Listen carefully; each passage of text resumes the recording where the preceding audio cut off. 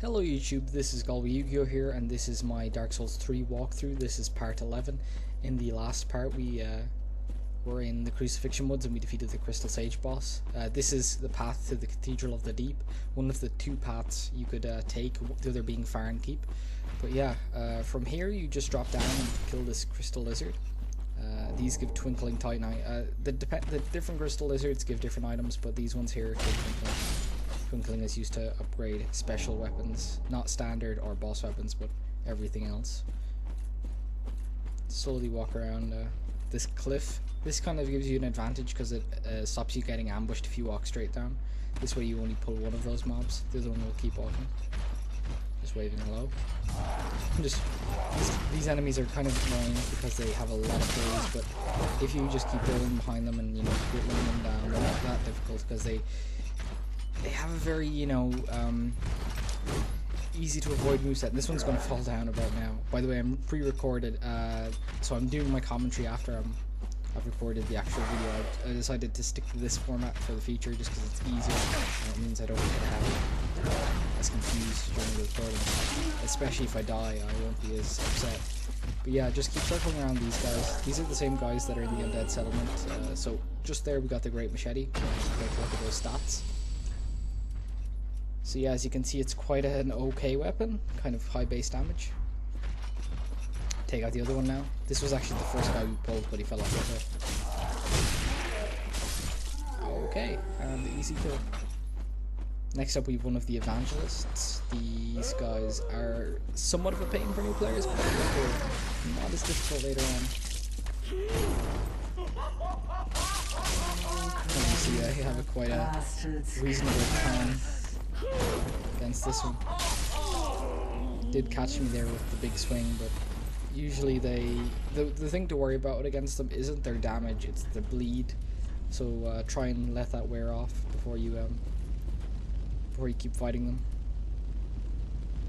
Just got the Herald set as well, which was behind the Evangelist, so you should probably pick that up. And up ahead is two NPC enemies, so I'm going to take those both out before I rest at the bonfire. One of them is guarding the Paladin's Ashes, and the other is guarding the main entrance and drops the Spider Shield.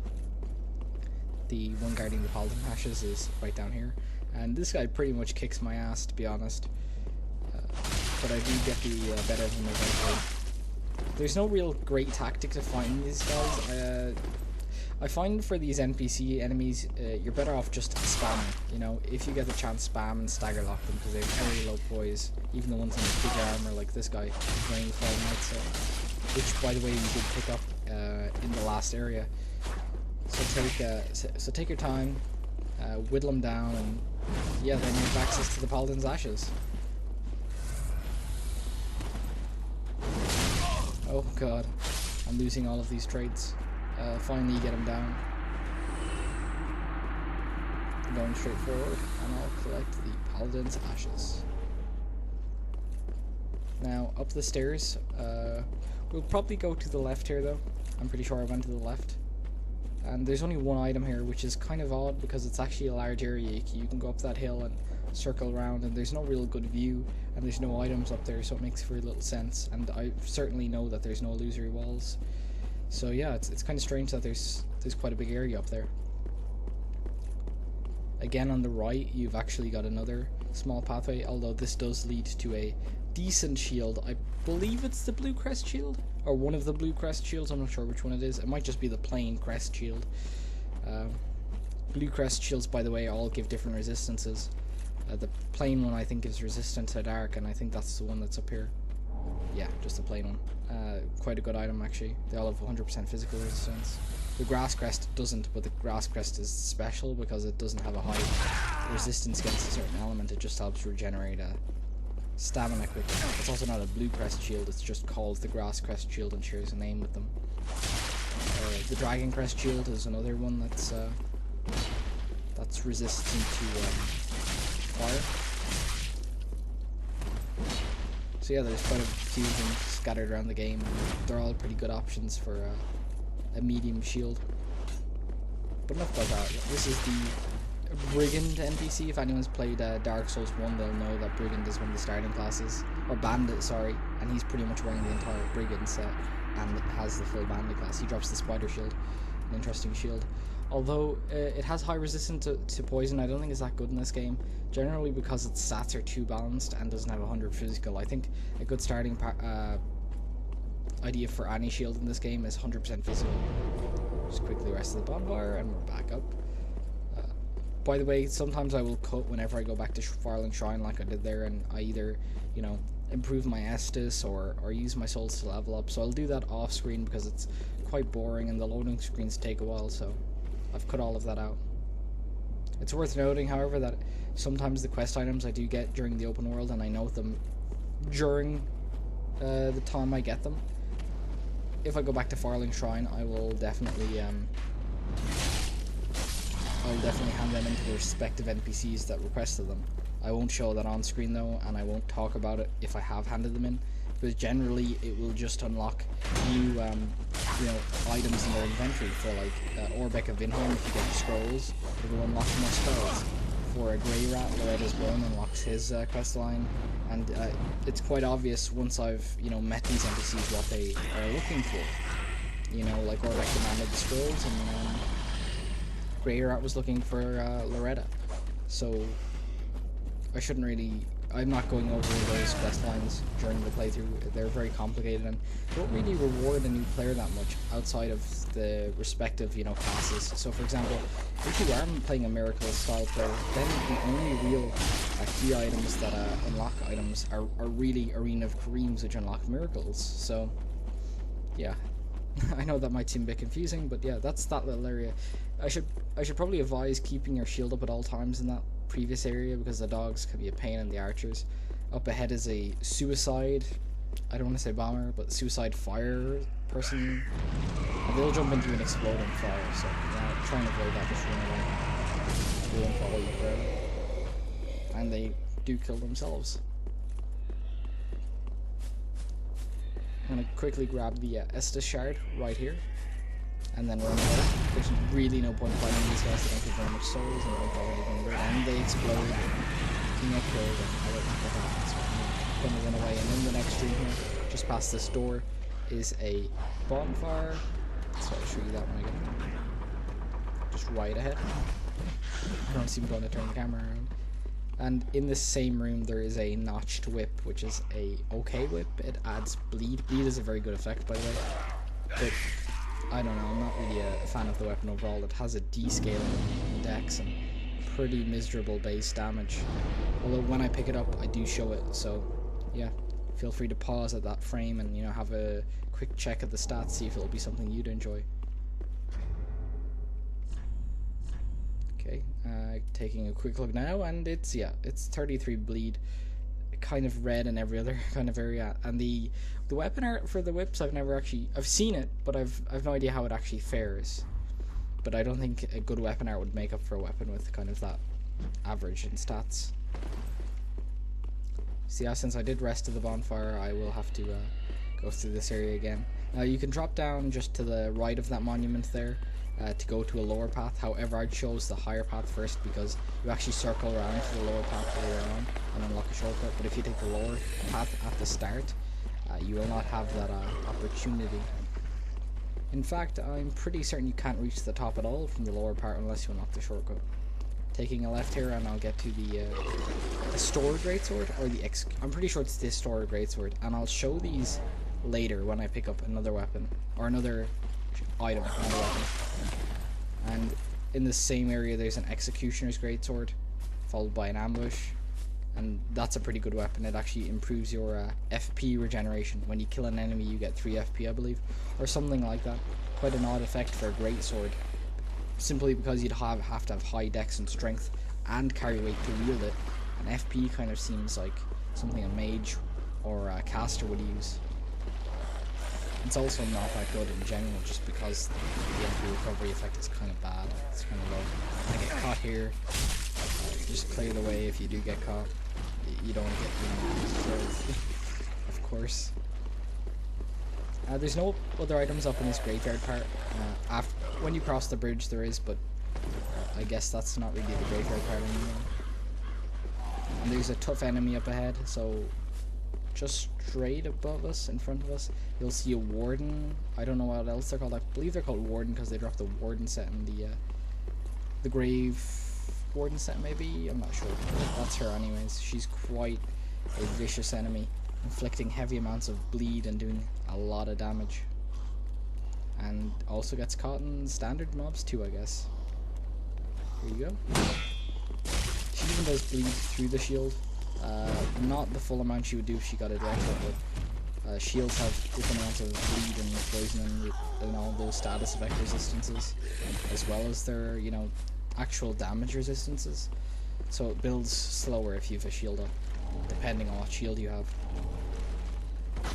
And I imagine a great shield would build a lot slower, and if you had just a small shield, it would build a lot faster. Make sure you pick up all these items. Those white branches aren't that useful in PvE in general, I think, especially with the amount you get, because you'll never use them all.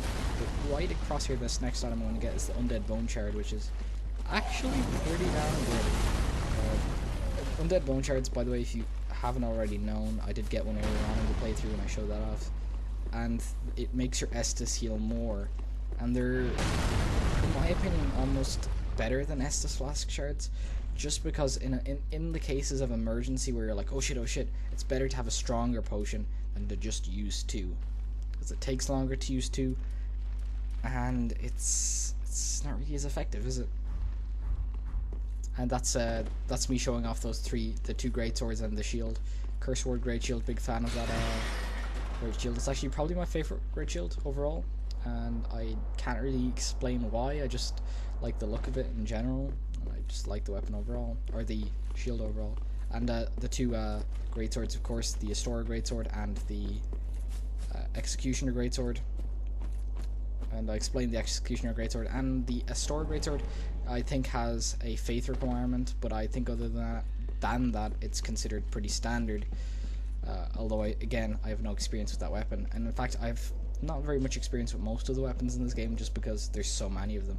You'd have to spend hours upon hours testing all of them to see how you really like them. But yeah, we're going to continue, and this time we're going to take the bottom path because we've already been to the top and unlocked the shortcut, so it would make more sense to go down this way and get those items down here.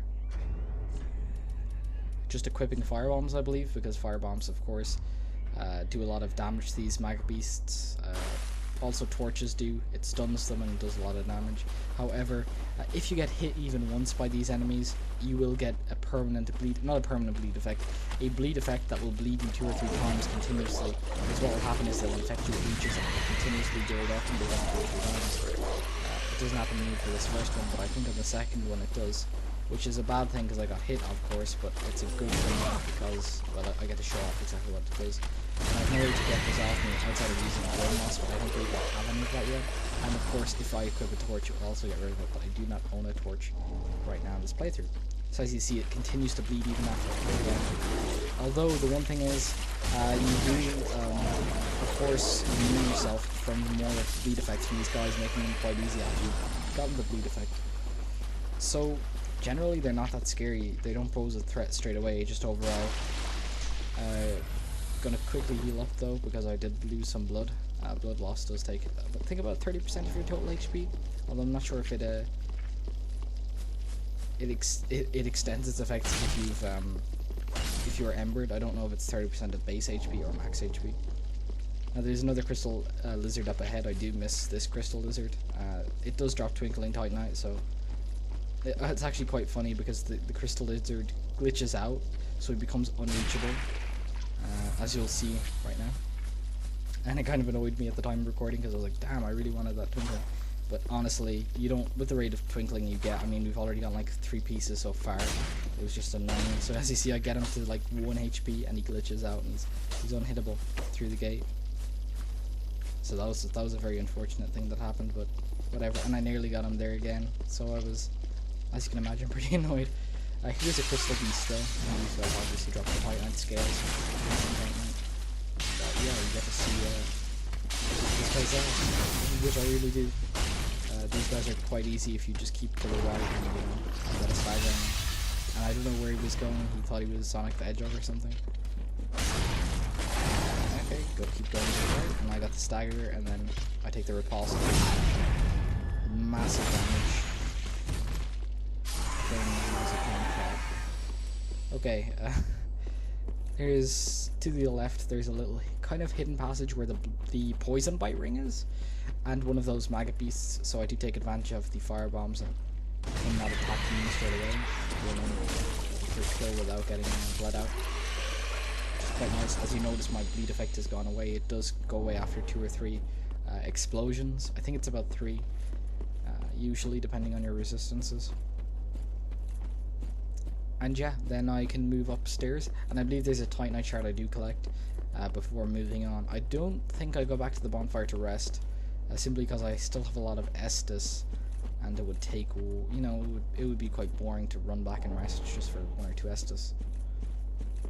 That, and, well, I want to say the next area up ahead is probably one of the more difficult parts in the game overall, at the level you'll be when you come here. And it's quite it's a reasonable distance to a bonfire, so keep that in mind.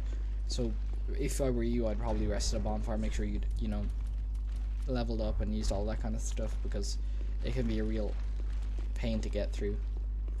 However, if you are aware of the ambushes, either through watching a guide or, you know, experiencing it yourself a few times, it becomes noticeably easier because you can prepare and know what's going to happen. Now I wait here and wait for the warden to pass, simply because I do want to conserve Estus, and if I do have a bad time against the warden and do get bled out, I could die. But possibly even worse than dying is I could, you know, go through 2 or 3 Estus and not be prepared and die later on. And of course, if I'm recording, I don't want to be running all the way back to a bonfire. That makes for a boring 2 or 3 minutes, you know, to run there and get back just to heal up. I get this item, and straight down to the right there's an asleep hollow, so I take him out first, where he's a chance to attack me, and haven't aggroed any other enemies yet. There's a guy shooting fireballs at me, but I do manage to take this guy out, heal up, and avoid the firebolt before continuing onwards. You can't actually reach that guy unless you, there's ways to get him down, but or using ranged attacks, but I figure it's better to skip him because he's not really that much of a threat against you.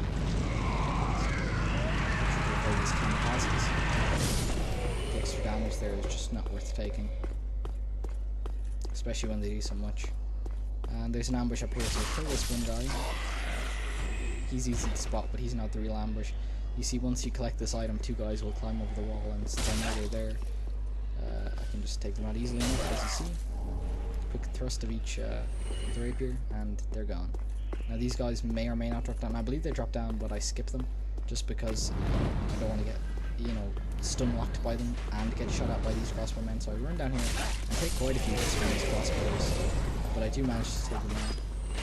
It's important, I think, to focus on the crossbows first because they can stagger you. The thing is, they can stagger you while you're fighting the guy with the shield, and then he can just follow up and stagger you into another crossbow bolt.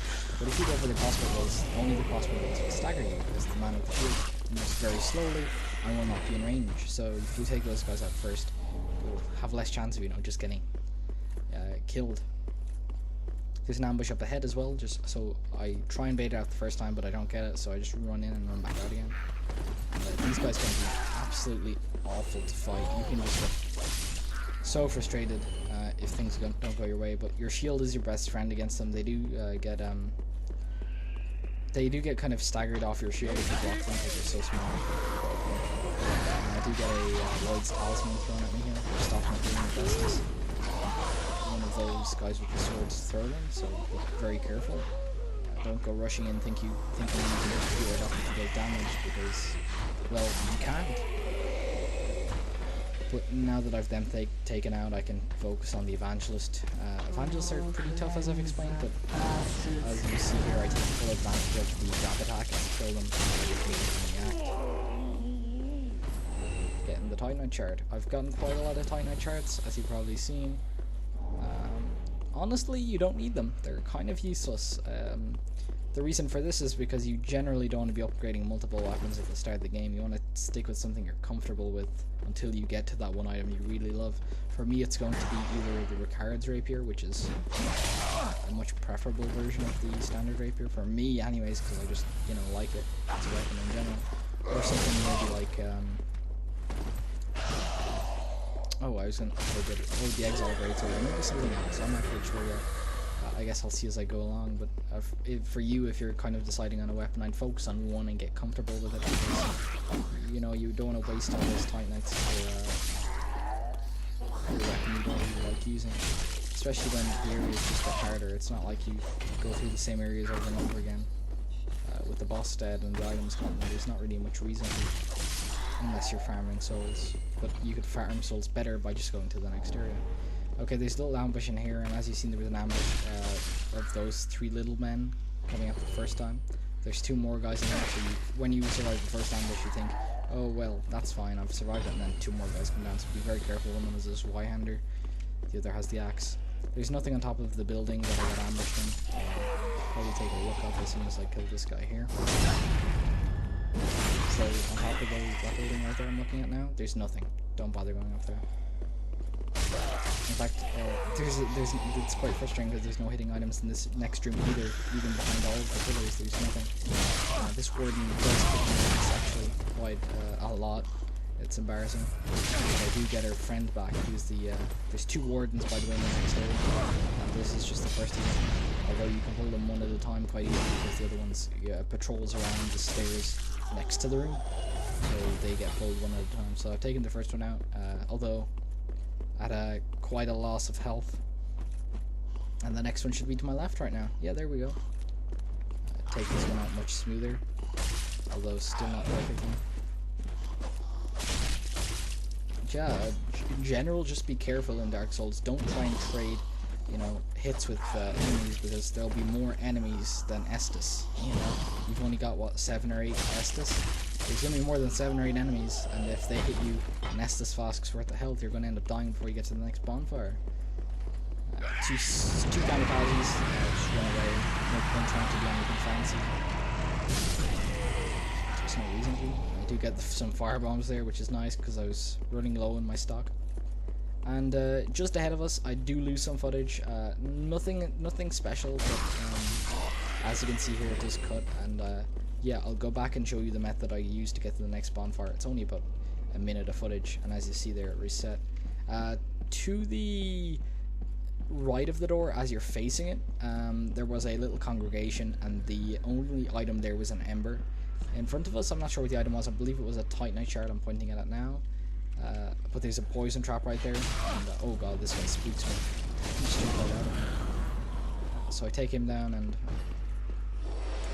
take out the next one. There's 3 of these guys in the room, and this is pretty much all that was missed. Deep gem I get, as the next room does lead to the okay, took those 3 guys out pretty easily, very easy to do. Down these stairs there was a deep gem and nothing else. There was an evangelist guarding the deep gem, so I took those guys out too before running and unlocking the shortcut to the bonfire. But I'm showing you the method to get there right now, and there's no more surprises, just opening a gate to unlock the shortcut. So that elevator takes you down. This gate you open to get through. There's no items in this area, and then you get to the bonfire. Okay guys, thank you very much for watching. I hope you guys enjoyed this episode, part 1 of Cathedral of the Deep, and episode 11 overall. Alright guys, peace out.